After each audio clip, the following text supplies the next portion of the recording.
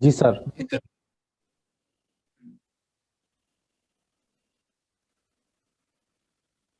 আমাদের এমনি circuit analysis techniques গুলা দেখা শেষ। Node voltage method, mesh current method. এখন আমরা দেখব সার্কিট থিওরেমস। এই থিওরেম গুলো তোমরা অলরেডি 1-1-এই পড়েছো। Superposition theorem, Thevenin theorem, Norton theorem, maximum power transfer theorem, এগুলি পড়েছো না 1-1-এ? জি স্যার। তো আমরা এই 1-2-তে এই থিওরেম গুলোই জাস্ট এসি সার্কিটের জন্য দেখব। So let's start with superposition theorem. Superposition থিওরেমের বক্তব্য হচ্ছে যে whenever a linear system is excited by more than one independent source, the total response is the algebraic sum of the individual responses. তো একটা individual response is the result of N independent source acting alone.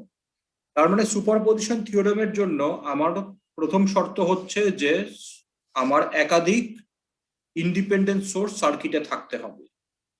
তো একাধিক independent source যদি সার্কিটে আমার থাকে, তাহলে এই একাধিক সোর্স মিলে যে টোটাল যে রেসপন্সটা তৈরি করবে, রেসপন্স মানে হচ্ছে যে যে ভোল্টেজ বা কারেন্ট সার্কিটে উৎপন্ন করবে, এই রেসপন্সটা হচ্ছে ইন্ডিভিজুয়াল রেসপন্স গুলার অ্যালজেব্রিক সাম। যেখানে ইন্ডিভিজুয়াল রেসপন্স বলতে বোঝানো হয় যে যদি আমার শুধু একটা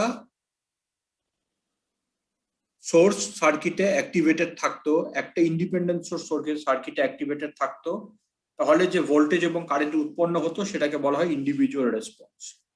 সবগুলো ইন্ডিভিজুয়াল রেসপন্সের অ্যালজেব্রিক সাম হবে আমার total response. So to deactivate an independent voltage source, replace it with a short circuit. To deactivate an independent current source, replace it with an open circuit.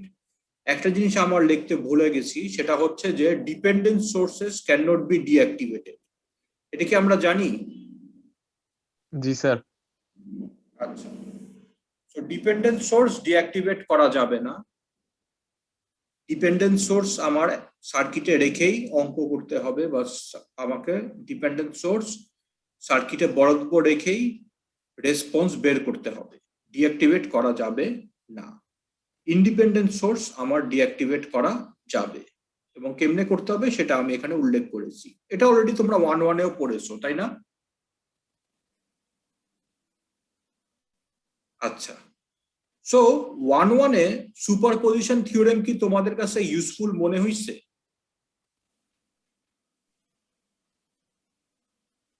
আমার বক্তব্য মানে হচ্ছে যে একটা সার্কিটে যদি একাধিক এলিমেন্ট থাকে, ধরো আমার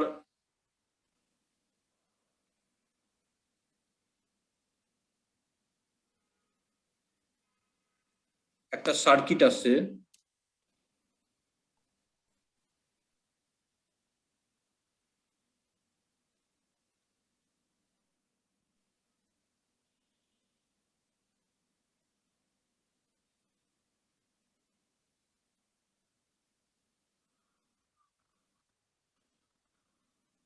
এরকম, ঠিক আছে?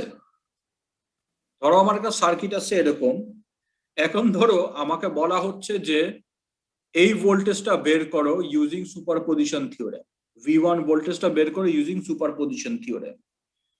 তো এখানে আমি দুইটা মেশ আছে, আমি মেশ কারেন্ট মেথড দিয়ে একবারে V1 বের করে ফেলতে পারি না? জি স্যার। জি স্যার, পারি স্যার। অথবা নোড ভোল্টেজ মেথড দিয়ে? জি স্যার। জি স্যার, করা যায়। তো সুপারপজিশন করলে আমার কি করতে হবে? আগে একটাকে ডিঅ্যাক্টিভেট করো, তারপর একটা অ্যানালাইসিস চালাও, V1 এর মান বের করে রাখো, আবার অপরটাকে ডিঅ্যাক্টিভেট করো, আবার অ্যানালাইসিস করো, অপর মানটা রেকর্ড করো, পরে দুইটাকে অ্যালজেব্রিক্যালি অ্যাড আপ করো। তাহলে সুপারপজিশন থিওরেম দিয়ে অ্যাকচুয়ালি কি মানে প্রসেসটা ডিলে হয়ে গেল না? জি স্যার। কাইন্ড অফ আর কি। আমি যেটা বলতে চাচ্ছি সেটা হচ্ছে যে সুপারপজিশন থিওরেম দিয়ে করতে গেলে সময় তো আরো বেশি লাগলো আমার কাছে মনে হচ্ছে। মেশ কারেন্ট দিয়ে আমি সরাসরি পেয়ে যেতে পারি, তো সুপারপজিশন থিওরেম দিলে ইয়ে কি হইল,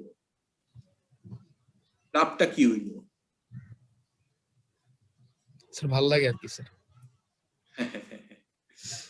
আচ্ছা, সো যদি আমার সোর্স সার্কিটে মানে ধরো ডিসি সোর্সই থাকে বা AC source of the same frequency থাকে, তাহলে সুপারপজিশন থিওরেম অ্যাকচুয়ালি ইউজ করাটা খুব একটা বেনিফিশিয়াল না। বাট কিছু কেস আছে যেখানে সুপারপজিশন থিওরেম ছাড়া আমাদের সার্কিট সলভ করার আর কোনো গতি নাই। সেটারই একটা এক্সাম্পল আমরা আজকে দেখব। তোমাদের একটা এক্সাম্পল অলরেডি তোমাদের এই যে হ্যান্ডআউটটা আমি দিয়েছি,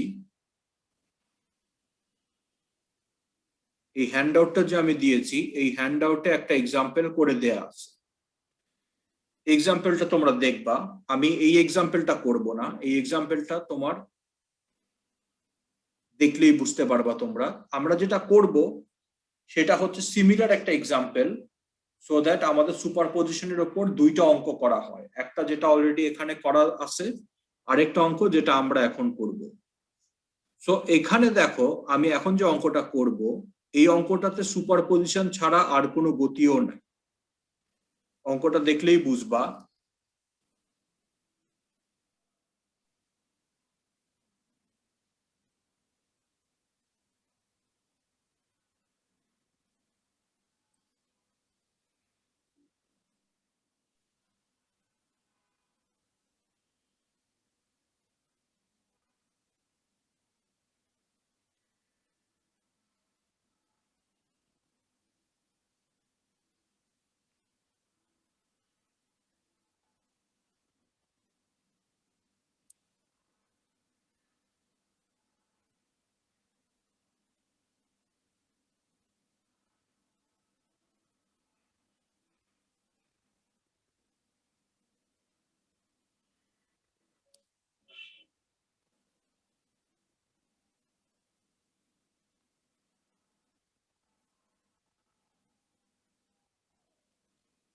অঙ্কটা দেখা গেছে?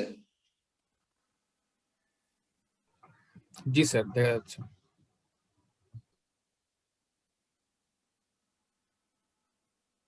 আচ্ছা,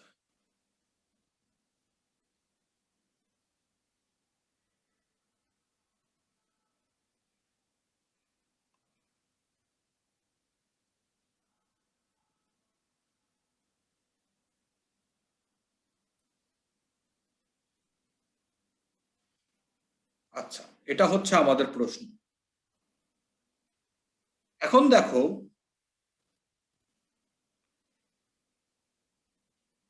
এতদিন আমরা যত সার্কিট সলভ করে আসছি এই সেমিস্টারের শুরু থেকে, এই সার্কিটের সাথে ওইসব সার্কিটের পার্থক্য কি কেউ বলতে পারবা? এখানে একটা ডিসি সোর্স আছে। এক্স্যাক্টলি, এখানে একটা ডিসি সোর্স আছে।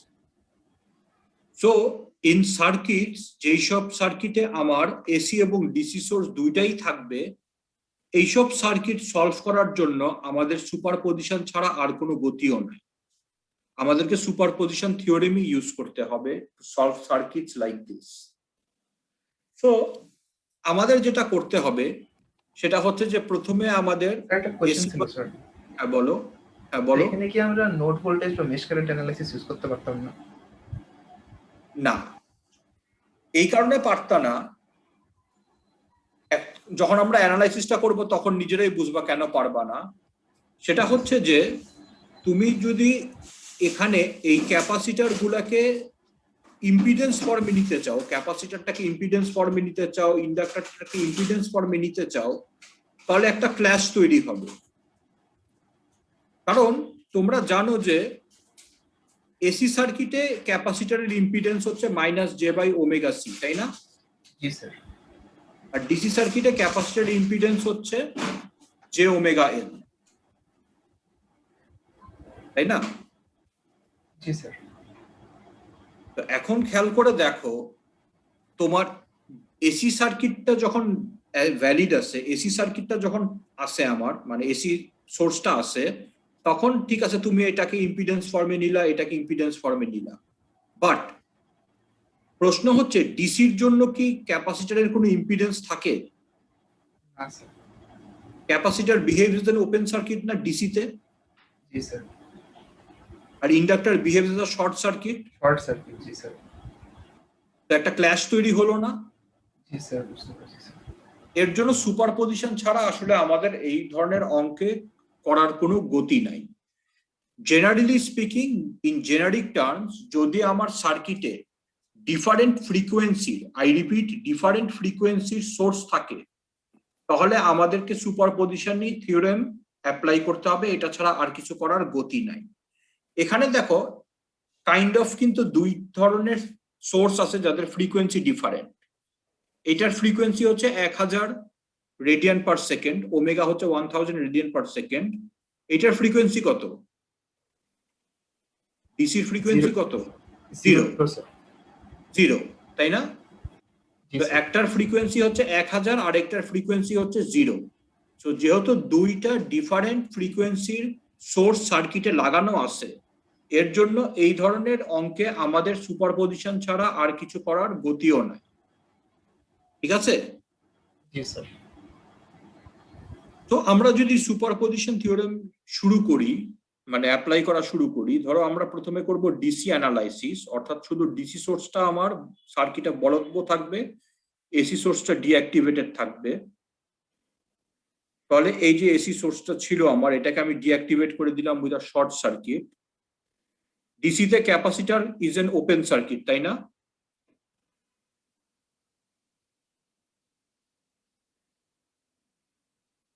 ডিসিতে ক্যাপাসিটর ওপেন সার্কিট না? জি স্যার। আর ইন্ডাক্টর শর্ট সার্কিট? জি স্যার, শর্ট সার্কিট। তো এই যে দেখো, ইন্ডাক্টরটাকে আমি শর্ট করে দিলাম, ক্যাপাসিটরটাকে আমি ওপেন করে দিলাম, এসি সোর্সটাকে আমি শর্ট করে দিলাম। এখন আমাকে আইডিসি বের করতে বলা হচ্ছে।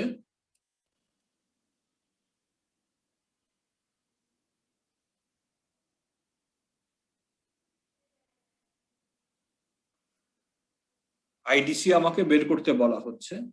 তো খেয়াল করে দেখো, বাঁ দিকের সার্কিটটা ওপেন সার্কিট, তাই না?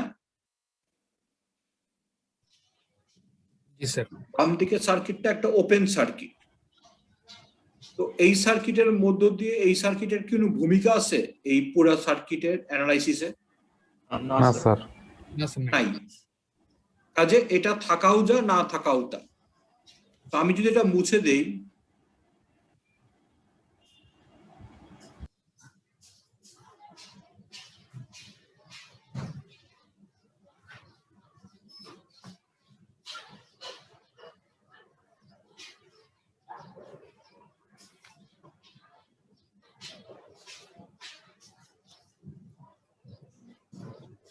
তাহলে বলো তো আইডিসির মান কত হবে?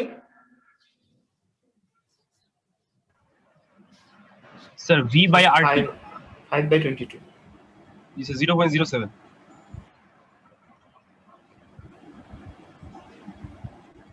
0/0।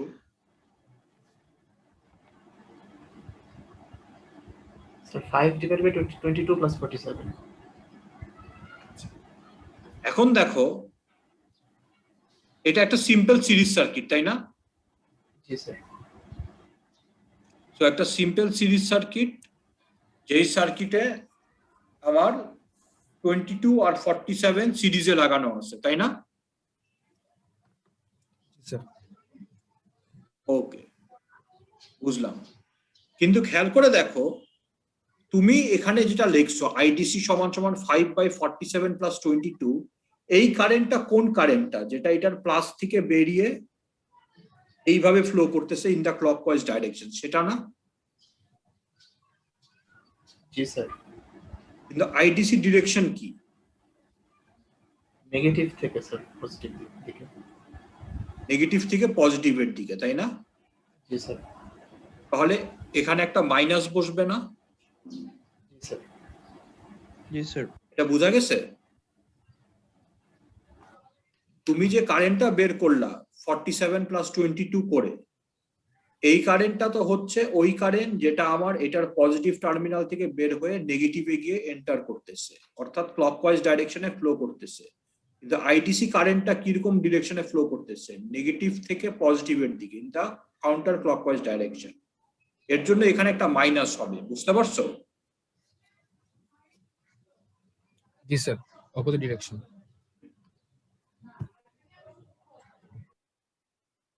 তো যদি এই ক্যালকুলেশনটা করো তাহলে এটার মান পাবা -0.072 অ্যাম্পিয়ার। এটা ছিল আমার DC analysis. This was our DC analysis. এখন আসি আমরা এসি অ্যানালাইসিসে।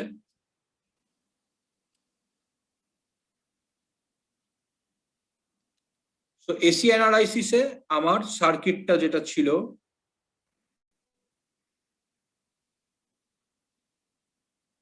সেই সার্কিটটা আমি যদি আবার আঁকি, এবার আমার ডিসি সোর্সটাকে ডিঅ্যাক্টিভেট করে দিব।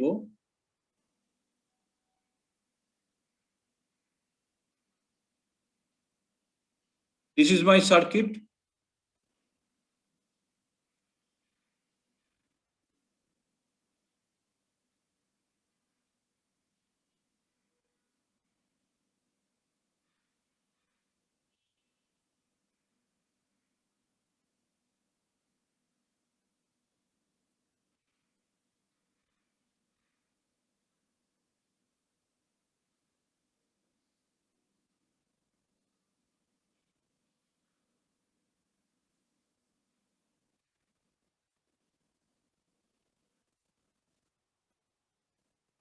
তো এরকম অঙ্ক আমরা করছি না, AC analysis series parallel circuit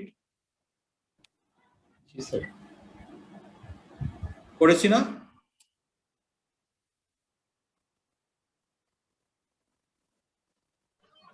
করেছি জি তো? স্যার, জি স্যার।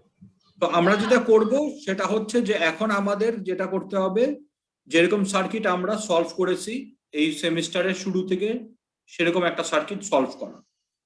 সো এখানে আমার এআইএসি এটাকে বের করতে হবে। তো আমি তোমার ক্যাপাসিটরটাকে ইম্পিডেন্স ফর্মে নিয়ে যাই, ইন্ডাক্টরটাকে ইম্পিডেন্স ফর্মে নিয়ে যাই, ঠিক আছে? তো ক্যাপাসিটরটাকে ইম্পিডেন্স ফর্মে নিলে আমার জেডসি হচ্ছে -j/ωL, যেখানে -j/ωC, আর জেডএল হচ্ছে jωL।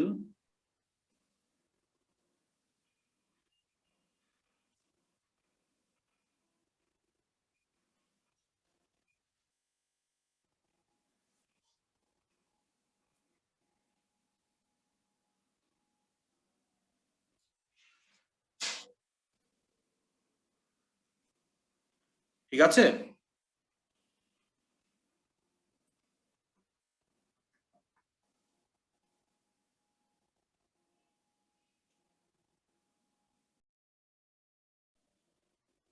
বুঝতে পেরেছো কি করলাম?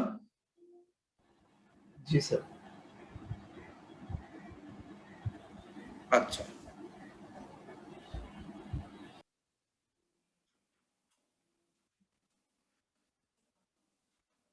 তাহলে এখন আমার সার্কিটটার চেহারা হয়ে গেল এরকম।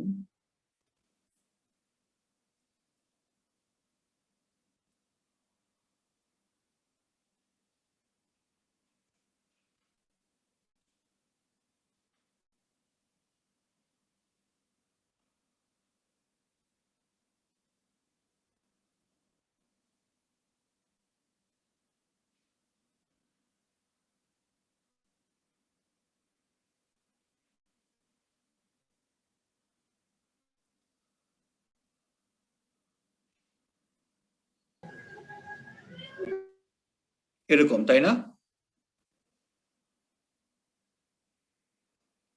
তাই তো?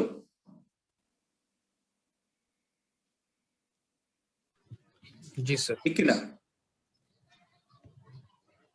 তো তুমি আইএসসি বের করতে পারো যে কোনো মেথডে, নোড ভোল্টেজ মেথড ইউজ করতে পারো, মেশ কারেন্ট মেথড ইউজ করতে পারো, বাট আমার কথা হচ্ছে যে আমরা মশা মারতে কামান কেন ইউজ করতে যাব?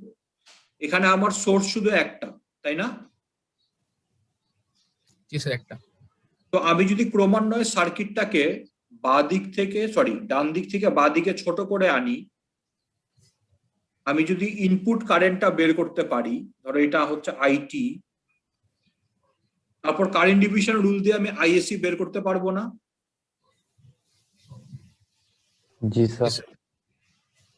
তো মেশ কারেন্ট দিয়েও তুমি করতে পারো, নোড ভোল্টেজ মেথড দিয়ে করতে পারো, কোনো সমস্যা নাই। বাট আমার কথা হচ্ছে যে আমার তো খাটনি অনেক বেশি হবে ইন দ্যাট কেস। দুইটা মেশ আছে, দুইটা মেশ সলভ করো, বা নোড ভোল্টেজ হইলে আমার এখানে দুইটা নোড আছে সেগুলি সলভ করো, এখানে খাটনি অনেক বেশি না? তার চেয়ে আমরা যদি সার্কিটটাকে সিম্পলিফাই করে আনি from right to left, input কারেন্টটা বের করি, ইনপুট কারেন্টটা বের করে কারেন্ট ডিভিশন রুল দিয়ে আইএসএ বের করি, তাহলে এটা মাচ সিম্পলার না? জি স্যার। তো আমরা সেটাই করব। তো দেখো, আমাদের যদি এটা করতে হয় তাহলে আমাদেরকে ইনপুট ইম্পিডেন্সটা বের করতে হবে আগে, যে টোটাল ইম্পিডেন্সটা কত। এই টোটাল ইম্পিডেন্স দিয়ে আমি যদি ইনপুট ভোল্টেজকে ভাগ দেই তাহলে আমি আইটি পেয়ে যাব। তো এখন ইনপুট ইম্পিডেন্স বের করতে গেলে আমাকে সার্কিটটা সলভ করতে হবে। তো খেয়াল করে দেখো, এই 47J আর 22 কেমনে লাগানো আছে, সিরিজে না? জি স্যার, সিরিজে। আর এই সিরিজ কানেকশনটা কি এই 47 এর সাথে প্যারালালি লাগানো না? জি স্যার। কথাটা বুঝতে পারছো আমার? जी सर। তার মানে 47 এর সাথে আমার 22 প্লাস 44J এটা প্যারালালি লাগানো। তো এই প্যারালাল রেজিস্ট্যান্সটা মানে প্যারালাল ইম্পিডেন্সটা যদি বের করো, এটার মান পাওয়া হচ্ছে 29.2 হচ্ছে ম্যাগনিটিউড, ফেজ অ্যাঙ্গেল হচ্ছে 30.6 ডিগ্রি, এত ওহমস।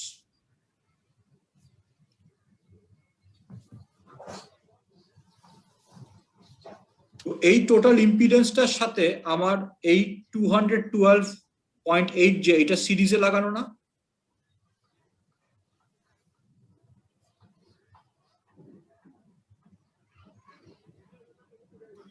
কথাটা বোঝা গেছে আমার?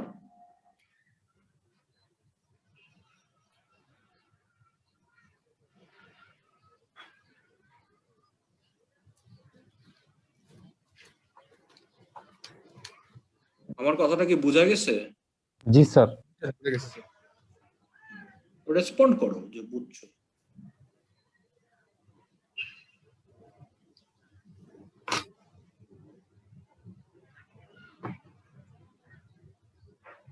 তাহলে আমার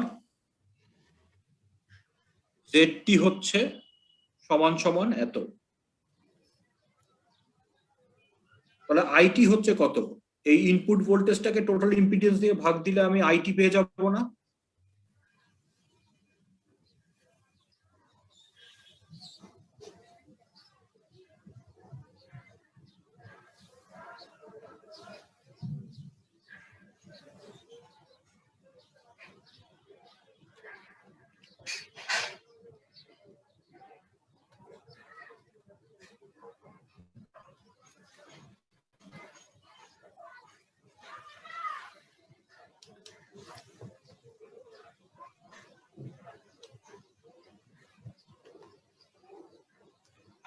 এটা কি বোঝা গেছে? জি স্যার, বুঝে গেছে। তাহলে আইএসসি কত হবে using CDR current division rule? ISC হচ্ছে আমার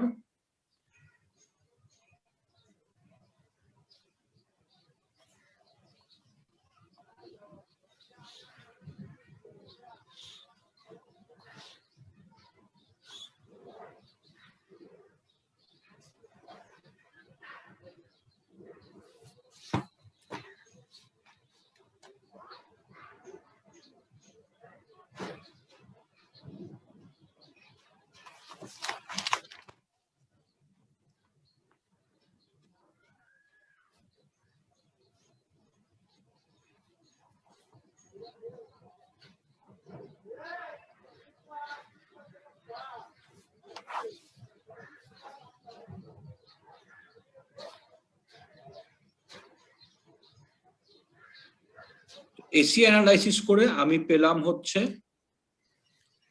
এত আইএসসির মান, আর আইডিসির মান পাইছিলাম আমি -0.072। এখন স্টুডেন্টরা যেটা গণহারে ভুল করে, গণহারে ভুল করে আমার অভিজ্ঞতার আলোকে আমি বলছি, সেটা হচ্ছে যে সুপারপজিশন থিওরেম বলে কি আমার দুইটা অ্যাড করতে হবে অ্যালজেব্রিক্যালি, তাই তো? স্টুডেন্টরা যেটা করে সেটা হচ্ছে যে এই টার্মটা তো একটা ফেজর, তাই না? এটা তো একটা ফেজর, এই যে এটা একটা ফেজর না? জি স্যার। এই ফেজরটার সাথে এটাকে একটা ফেজর মনে করে অ্যাড করে দেয়, এটার সাথে এটাকে একটা ফেজর মনে করে অ্যাড করে দেয়, যার জন্য আমার পুরো জিনিসটা কিন্তু ভুল হয়ে যায়। কথাটা কি আমার বোঝা গেছে? অর্থাৎ এখানে কিন্তু কোনো ফেজর সাইন নাই, এখানে কোনো ফেজর সাইন আছে?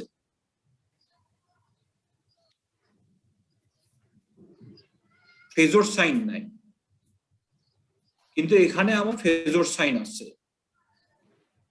তো তুমি যদি এইটার সাথে আইডিসি কে ফেজর ফর্মে যোগ করে দাও তাহলে কিন্তু তোমার অ্যান্সার ভুল আসতে বাধ্য। যেটা করতে হবে সেটা হচ্ছে যে আমার আইএসি কে টাইম ডোমেনে নিতে হবে,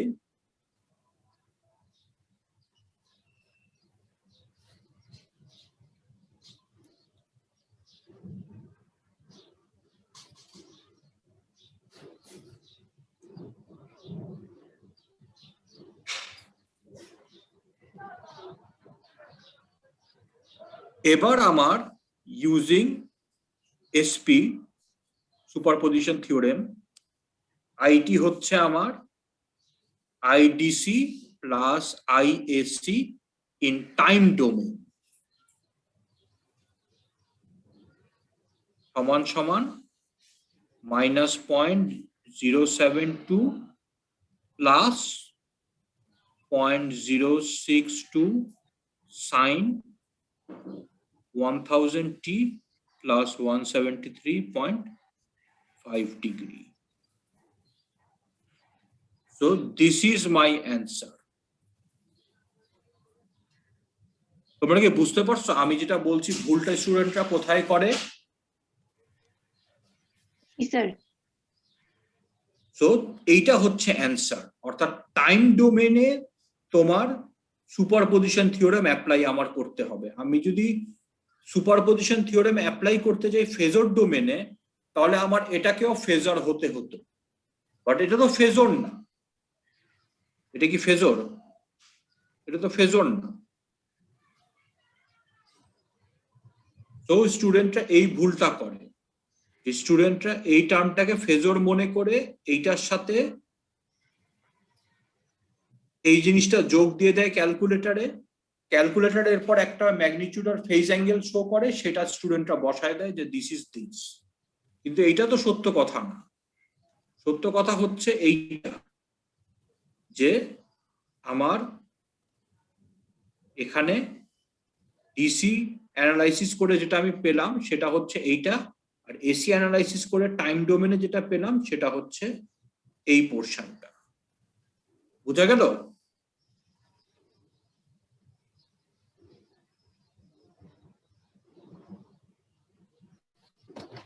জি স্যার। দেখো কোনো কোশ্চেন আছে কিনা সুপারপজিশন থিওরেম নিয়ে?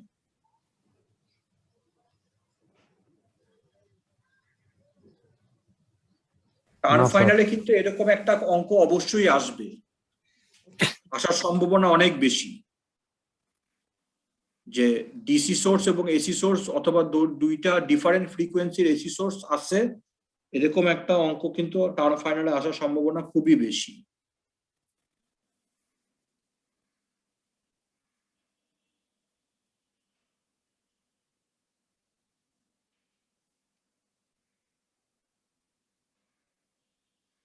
সো এই অঙ্কটা তো করে দিলাম, আজকের লেকচারটা আমি রেকর্ড করতেছি, মানে রেকর্ড করছি আর কি। তো এটা আমি তোমাদের সাথে শেয়ার করব, কাজে এই অঙ্কটা তোমরা পেয়ে যাবা ইয়েতে গুগল ক্লাসরুমে।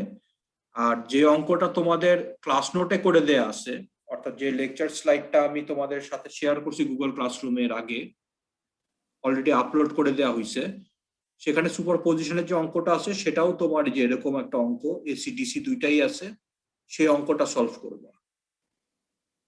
করলে তোমাদেরই চর্চা হবে কিভাবে সুপারপজিশন থিওরেম অ্যাপ্লাই করতে হয় in a circuit involving multiple sources of different ফ্রিকোয়েন্সিজ।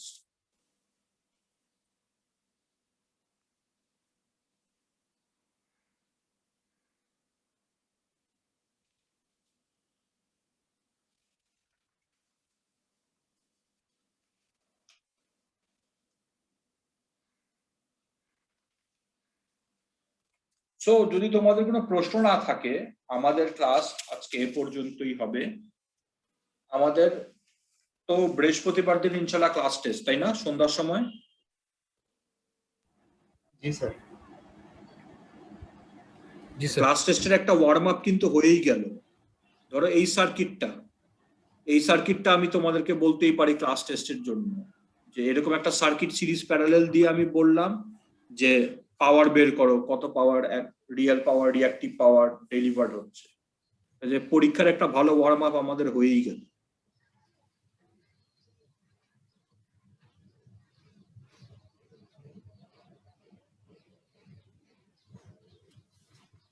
তো কালকে ইনশাআল্লাহ আমরা থেভলিন থিওরেম দেখবো। এইটারও ক্লাস নোট অলরেডি আপলোড করে দেয়া আছে, তোমরা একটু দেখে আসতে পারো।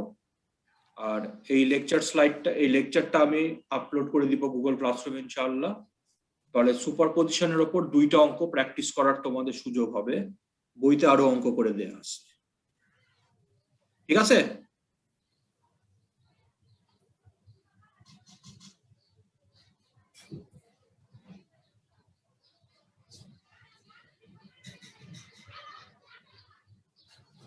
এই যে এই অঙ্কটা বইতে করে দেয়া আছে, এই অঙ্কটা বয়েলস্টেডের বই থেকে আমি নিছি। এই অঙ্কটাও করবা, এই অঙ্কটা দেখলেই বুঝবা যে কেমনে করছে। এখানে দেখো, এখানে E1 = 12 ভোল্ট লেখা আছে, তাই না? দেখতে পাচ্ছ? জি স্যার, 12 ভোল্ট। এইটা মানে হচ্ছে যে এই পয়েন্ট আর গ্রাউন্ডের মধ্যে 12 ভোল্ট একটা সোর্স লাগানো আছে। এটা সংক্ষেপে এইভাবে লেখছে। এটা মানে হচ্ছে যে এই পয়েন্ট আর গ্রাউন্ডের মধ্যে 12 ভোল্টের একটা ডিসি সোর্স লাগানো আছে।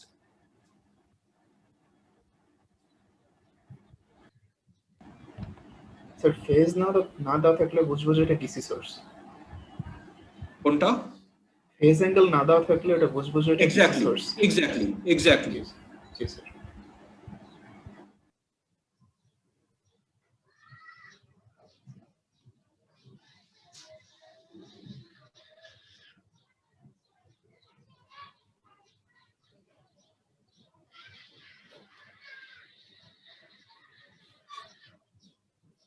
তো তোমরা আসোই সবাই, দেখতে পাচ্ছি। সো আমাদের আজকের ক্লাস এ পর্যন্তই। কালকে ইনশাআল্লাহ আবার আমাদের দেখা হবে, ঠিক আছে? জি স্যার। আসসালামু আলাইকুম। ওয়ালাইকুম আসসালাম।